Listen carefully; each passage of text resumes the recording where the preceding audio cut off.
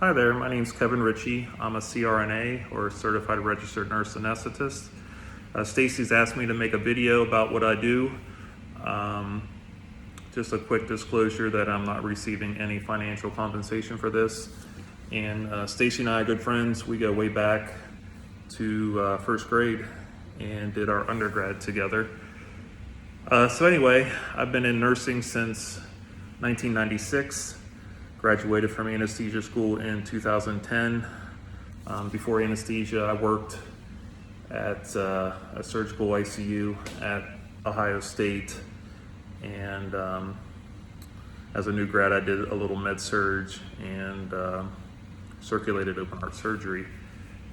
But since I've been doing anesthesia now for about 10 years, right now I work at a small hospital in Ohio, where I'm the sole anesthesia provider. Most CRNAs work with anesthesiologists, but here I'm the sole provider. So we do various surgeries, general surgery, podiatry, cataract surgery, endoscopy. So I made a list of what I'm supposed to cover here. As far as our role as a CRNA, we are here to provide amnesia, analgesia for patients coming in for their surgical procedure, whether it be the smallest thing from having a mole removed to open heart surgery, heart transplant, that kind of thing. We're basically the last safety net for patients going through surgery. We review their medical history, surgical history, medications, because really surgeons, all they want to do is cut. They don't really look at the whole picture.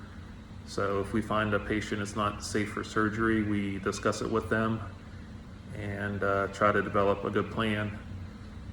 I'd say that's probably one of the biggest challenges. That's one thing I'm supposed to cover here, is just communication with all the people involved to develop the best plan for the patient.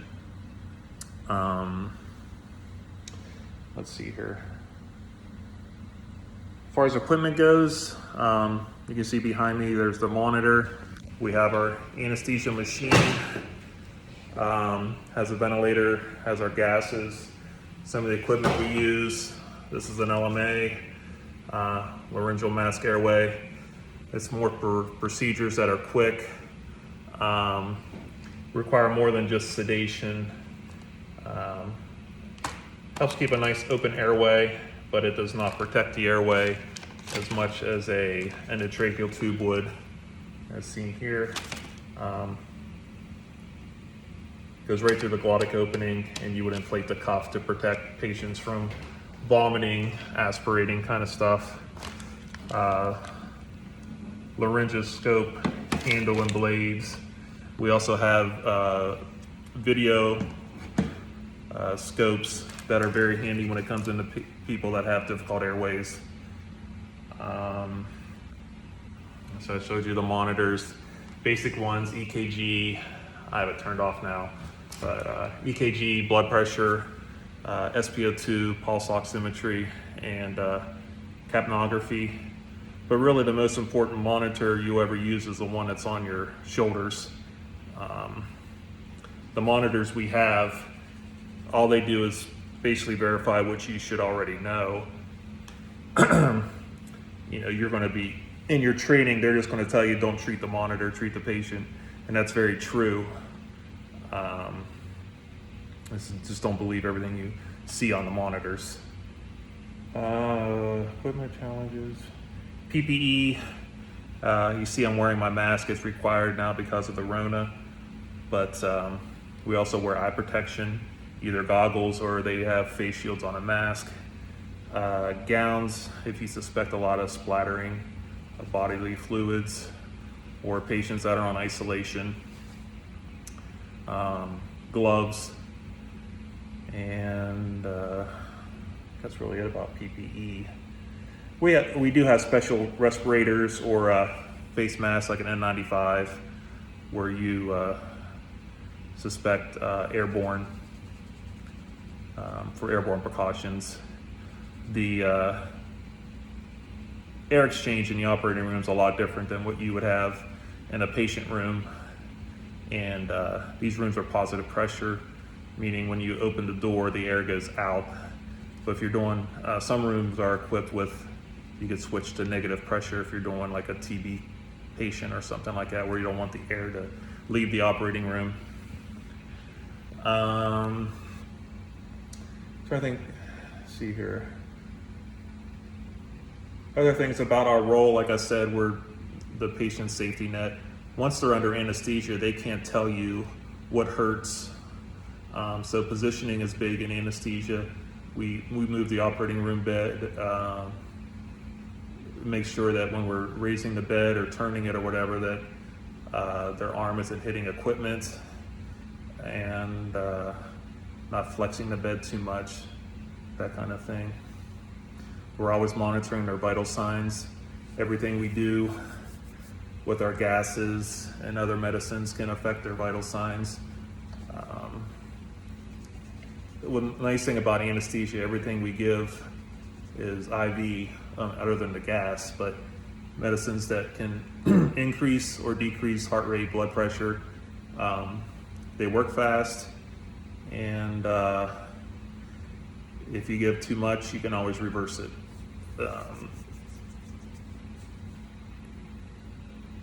Let's see what else we gotta go over here. Talk about work experience, my education, equipment. Challenges. I told you one big one was communication. Seems like patient population, patients are more obese. You see more sleep apnea, and with anesthesia, airway is always a big issue. So you have to establish and maintain that patent airway.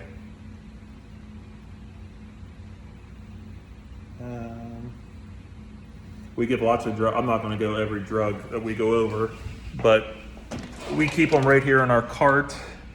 That's where a lot of times the drugs we give, we have reversals to fix it if we give too much, or blood pressure is too low. We got medicines to bring it up, and vice versa. So I think that's just about everything I need to cover. It's always enjoyable when students can come into Shadow. If anybody is interested in pursuing a career in anesthesia, that's one thing you'll have to do, to go through the whole interview process and everything.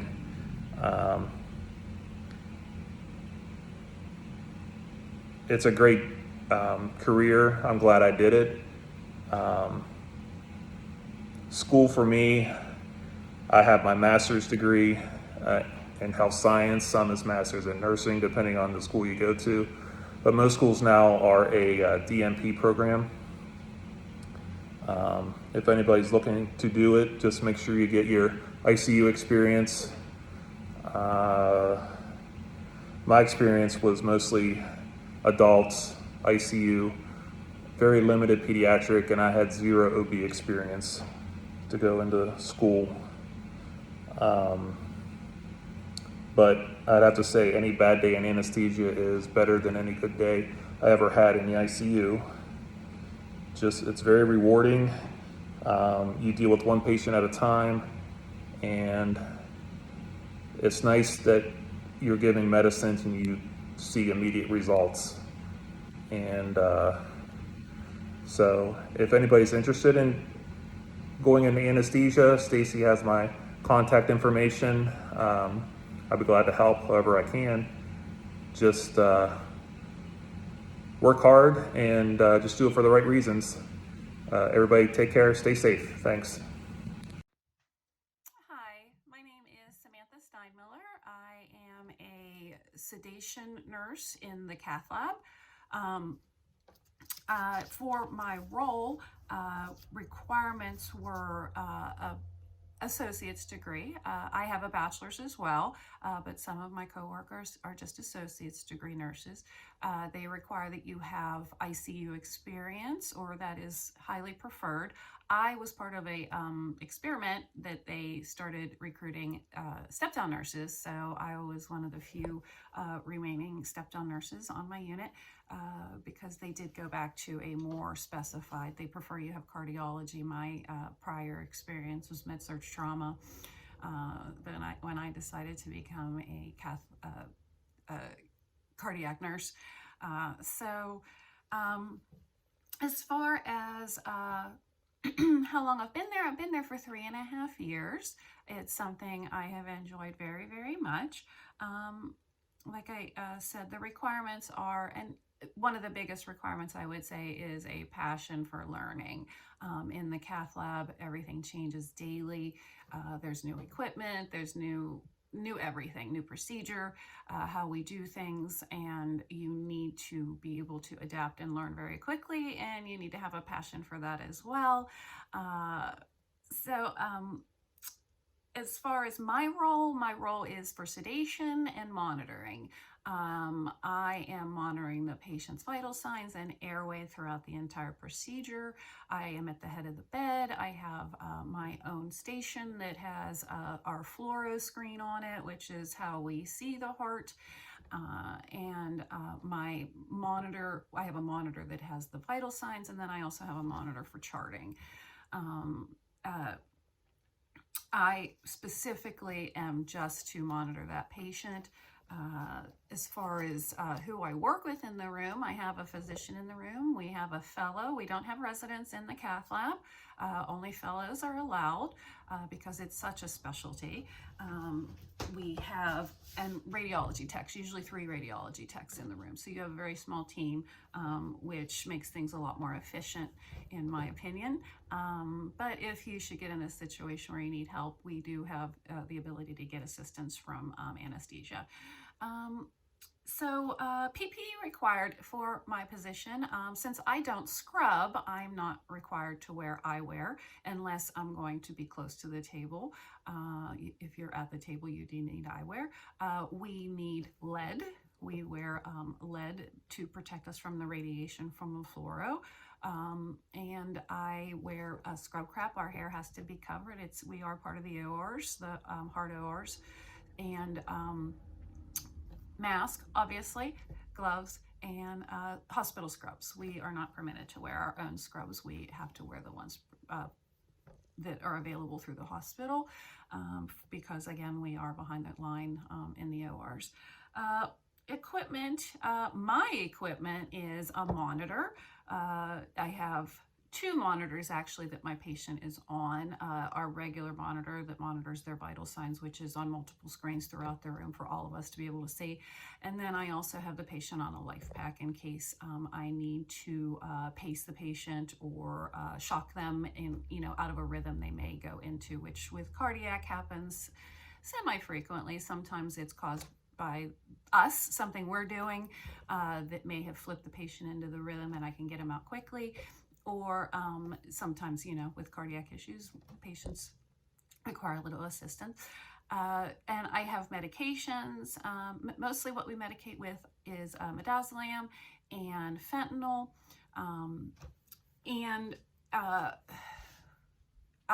Those are our 2 primary sedation medications, and sometimes we use Benadryl as an adjunct, depending on the patient's ability to be able to tolerate the other medications, vital sign wise, or even level of consciousness wise.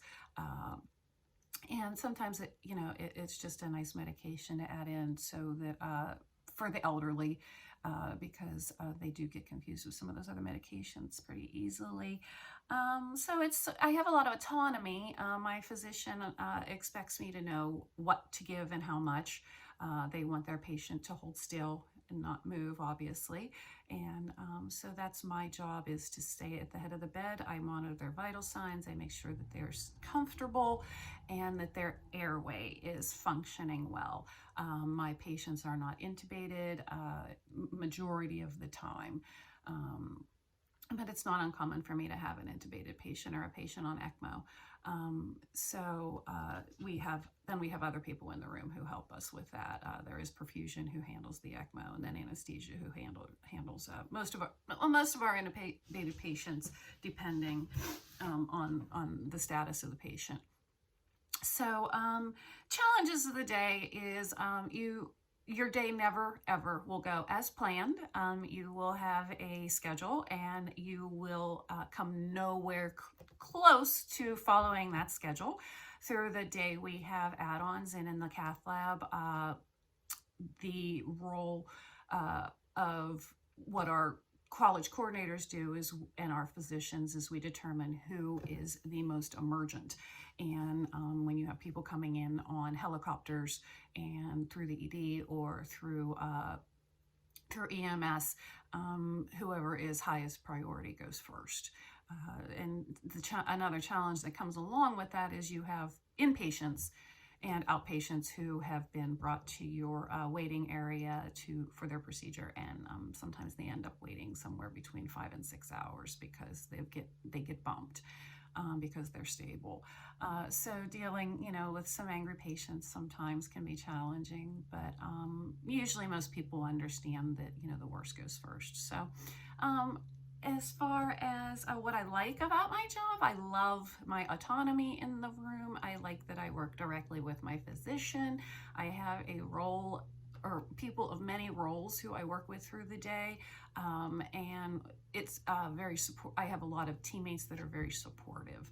You need to be close with your team because that's all you have in the room. Another challenge, though, but also comes as a positive because you get very close with your teammates, is we do a lot of call. You have 30 minutes to get there when the pager goes off, and that is pretty much in the middle of the night. Those are the only people you have. So I like that part of my job, is how you get close with your teammates and you work very well together. Part of what we do also in the cath lab as sedation nurses, not only just the cath, the interventional cardiology is, we also do structural, which is defects of the heart that need repair, and we can do those mildly evasively through the groin most of the time. Like our TAVRs and our Watchmen, which give patients nice options that aren't candidates for surgeries. And we also close septal defects and things like that. We have closure devices to close those holes that are causing issues with shunt exchange in the heart, shunting blood from areas that shouldn't be. And then we also have EP, which is the electrical side of the heart. We always say cath is the plumbing and EP is the electricity. So we do participate in the EP lab as well. Which is our devices and pacers, defibrillators, ablations, things like that, where there's a defect in the electrical system of the heart. We are also in those rooms as well. So as far as anything else, I highly recommend it being a role that anybody try, especially if you're passionate about procedural nursing. It's something I very much enjoy. I had done 8.5 years on the floor and then did 3.5 years in the cath lab. So if at some point in your careers you believe that you would be more interested in specializing in some type of procedural nursing, it's something I have enjoyed for the past 3 years. So I'm sorry that you guys don't get to experience it in person. I hope at some point you do get down to the cath lab. It's a really neat experience, and we love having students. And I wish you all good luck. especially in these times when everything is so different. We're all adjusting, I know, but good luck to you all, and have a great day.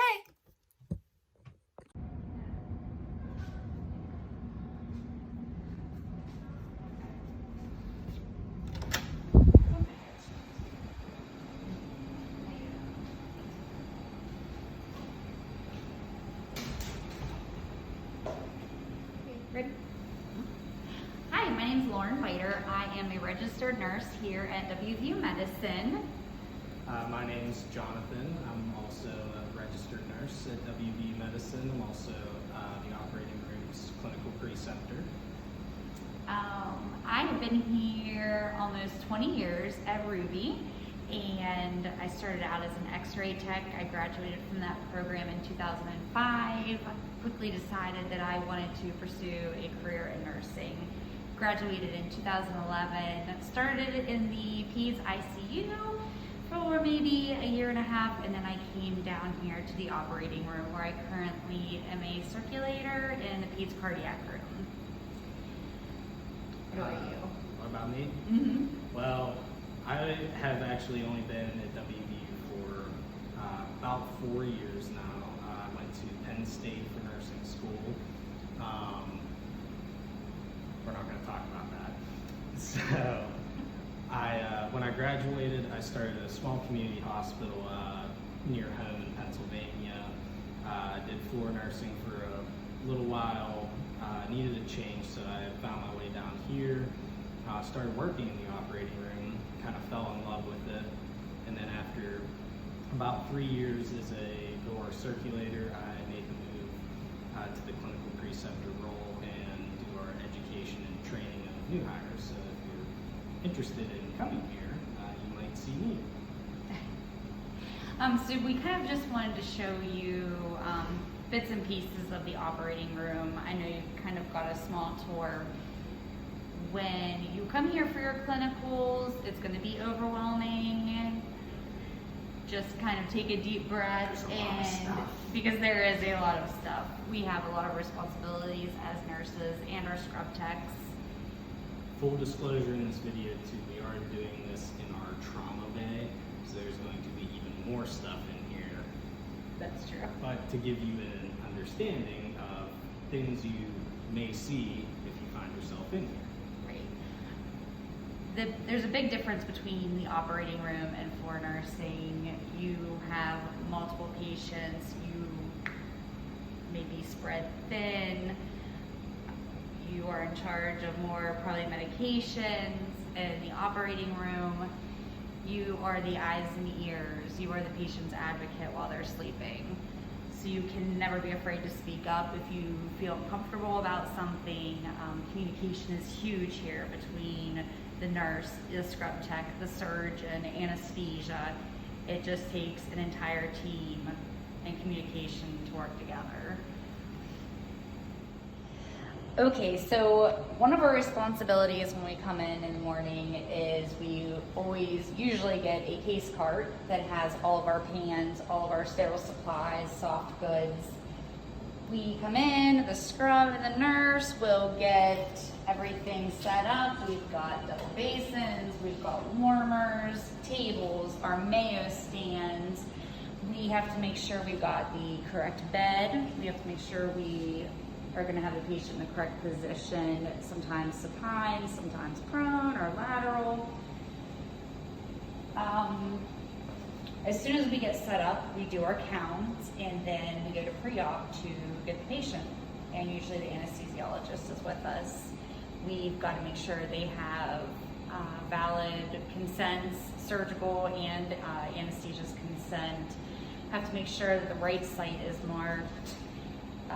Ask if there's family, ask if there's concerns, ask if there's any kind of range of motion issues. That way, when you do position the patient, you're aware, and in case they would have any deficits from being positioned incorrectly, then we would know at the end of the case.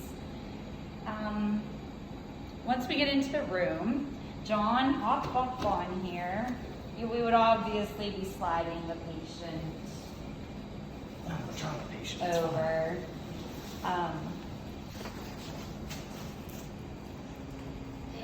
Reach over you. Safety first.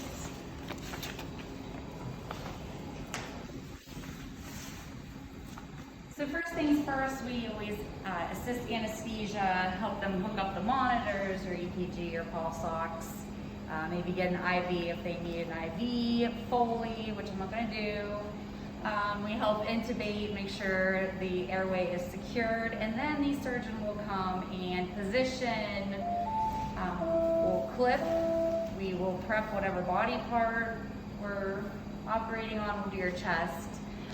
Multiple different types of prepping methods. We've got betadine, floor prep, some like alcohol, some, let me move that down for you. And usually that is a surgeon's preference for prepping. Once we are prepped, everybody will be scrubbed in. We will tie up all the surgeons with their PPE. You can't get up now, can you? So once we are positioned, we're going to make sure that our Vanadynes are on and initiated. The most likely time for you to have any kind of a DVT is during intubation and extubation. So we make sure that these are on the whole entire time until our patient is extubated. Also, isolation, if your patient's in isolation, up on the floor, we treat the patient the same down here. We will wear isolation gowns, whatever masks we need to. Once the scrub is dressed, we'll help her dress or him dress.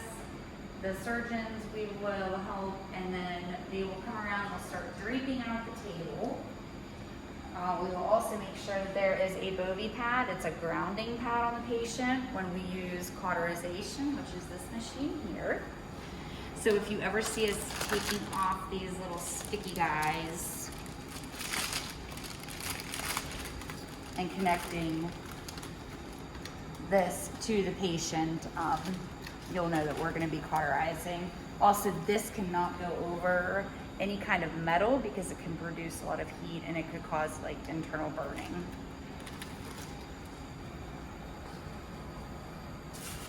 Okay, so once the patient is draped, the surgeon is ready, anesthesia is ready, we will perform our surgical pause. We will grab our consent that we got out in pre-op. We will compare the name and birth date that the patient has already verified to the consent, talk about the site, if we are marked, which you have to be marked, what the fire score is. Fire score is a whole other thing maybe we can go into later. Anesthesia will tell us what antibiotics they gave, anything else important in the room that we need to know, the surgeon will go over, and at that point they can make incision. During that time, the circulator, as a nurse, you will make sure all of your equipment is plugged in and working, and then you will begin to chart.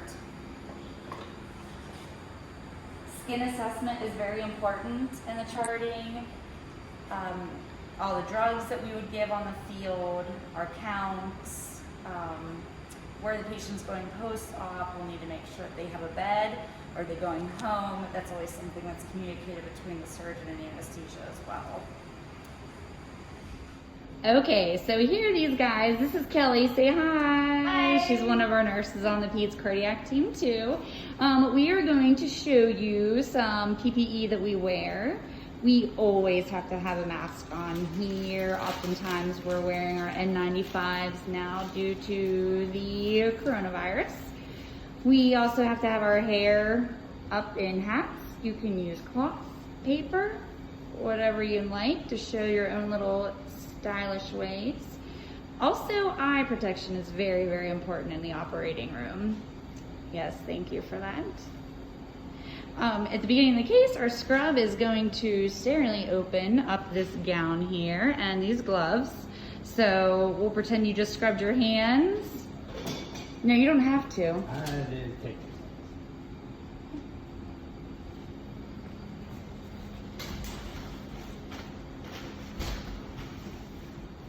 Oh, you're... Oh, wait a It's Let's okay. watch out. Okay, so Pepper here just scrubbed his hands. He is going to cautiously dry them off the proper way. And of course, this is something you would learn if you were to get a job in the operating room.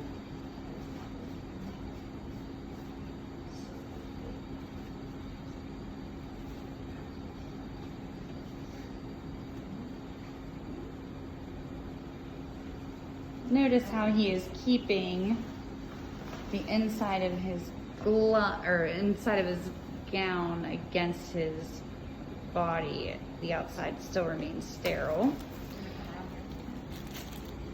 If you're ever in the OR and you're asked to tie somebody up, that simply means either Velcro up top or sometimes in the cloth there are buttons. There's also, This is the Two- inside of the gown. yes, inside there are 2 ties. Come back around this way. You'll be placing these gloves on so that everything remains sterile, which is kind of tricky sometimes.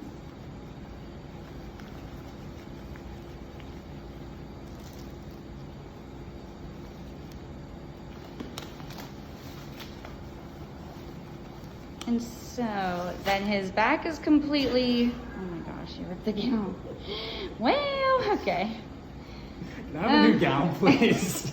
If that were the case, this our scrub tech or nurse would have to completely undress and re-scrub. It's fine, don't worry about We'll pretend that didn't happen. So we can cover the back portion. We will spin,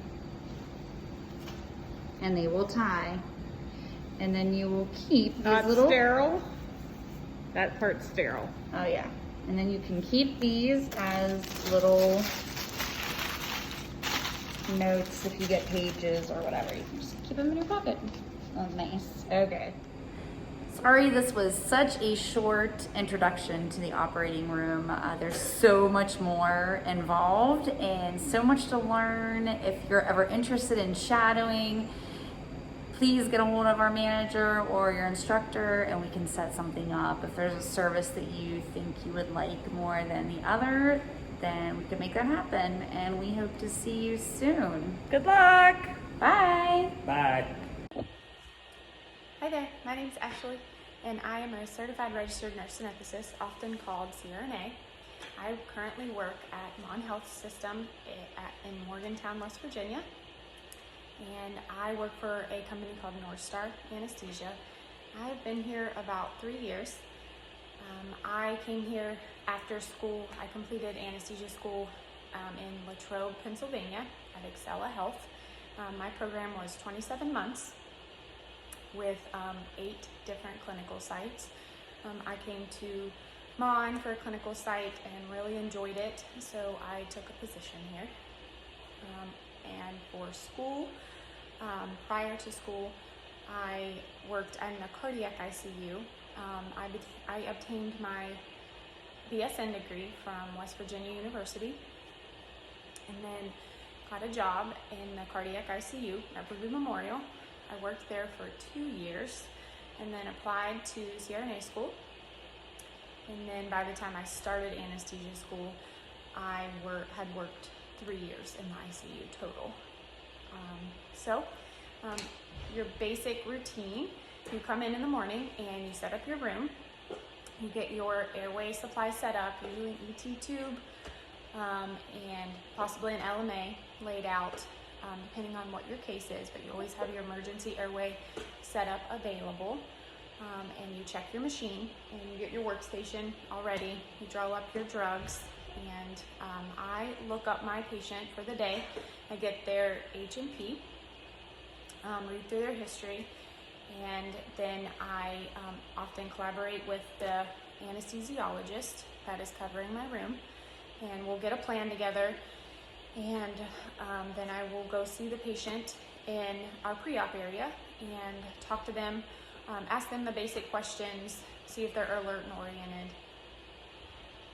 and give them the rundown of the anesthesia that they're going to receive that day, what to kind of expect afterwards, that we're going to do everything possible to help prevent post-op nausea and vomiting, and all that good stuff. So then we bring them back to the OR and we perform the case.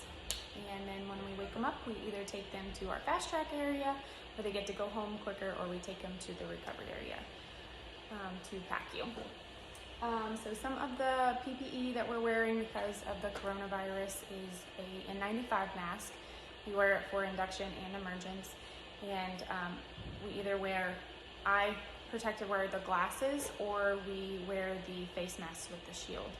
When we're walking around the hospital, we wear the surgical masks at all times, except for when we're eating and drinking. So some challenges that we face are difficult airways. You often always have to be prepared for a difficult airway, and you want to know how to manage it because it can be, time is not on your side usually whenever you have a difficult airway. But you want to remain calm because often everyone feeds off of you. You get anxious, everyone else in the room gets anxious. So some things I really like about the job is that you have autonomy. You get taught something every single day. It's important to stay humble in this profession. Every time you think that you're doing well, you get kicked back a notch. Usually something happens that you're like, oh, all right. I think it's important to stay current in your practice. It's important to stay up on your continuing education. The practice is always changing. They're always coming out with some new techniques, new ways to do anesthesia. The new one right now that everyone's focusing on is non-narcotic use. Regional is a big aspect right now. It's great for people that do not want a whole lot of narcotics, and then it's preventing post-op problems after with less narcotic use in the cases. So regional is a great way to knock out pain for our patients. So it's a great profession. I really love it. You get to see all aspects of surgery, and you really get to advocate for your patients. It's a really great job. So if you have any questions, feel free to contact me at any time. Again, my name is Ashley Swartz, and I hope that I gave you a great insight on what the CRNA profession is and what we do, a little bit about what we do.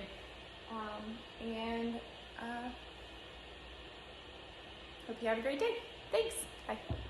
Hi everyone, I'm here today to talk about the career path that I have chosen. My name's Michelle Shahida and I'm a surgical neurotechnologist. I'm sure over half of you have just gotten the questionable look on your face. It's okay, I get that a lot when I am asked what I do for a living. Some people just say, oh, okay, like they know what it is, and others just plain say, well, what's that? So I work for ProCirca, which is a subsidiary of UPMC. I have been there as of next month for 21 years. Yes, I know that's more than most of you have probably been alive. Considering a career in the field of IOM, or intraoperative neuromonitoring, requires a bachelor's degree, preferably in the sciences. A big change that has happened since I have started a long time ago is that there actually is a lot of colleges that, not a lot, some colleges that now have IOM as part of the programs that they offer. I know our department alone works with colleges based in Pittsburgh, and they have an IOM program there. I wouldn't be surprised if down the line they branch out here to WVU. Our company has a very extensive training program. When you work at ProCirca, you get fully trained on the job, and then which can take up to about a year. And then after your training is complete, you have to become board certified and get your CNIM, or your certification in neurophysiological intraoperative monitoring. So what does this surgical neurotechnologist IOM things mean? Most of our work is done in the operating room. We are an integral part of the surgical team in most surgeries where the nervous system is at risk to injury. We are able to give real-time interpretation of data as it relates to the integrity of the brain and or the spinal cord. We do this with a computer-based system that records different types of evoked potentials, EMG, EEG, to name just a few. Without going into a week-long discussion of what these tests are, I'll give you an example of what we do.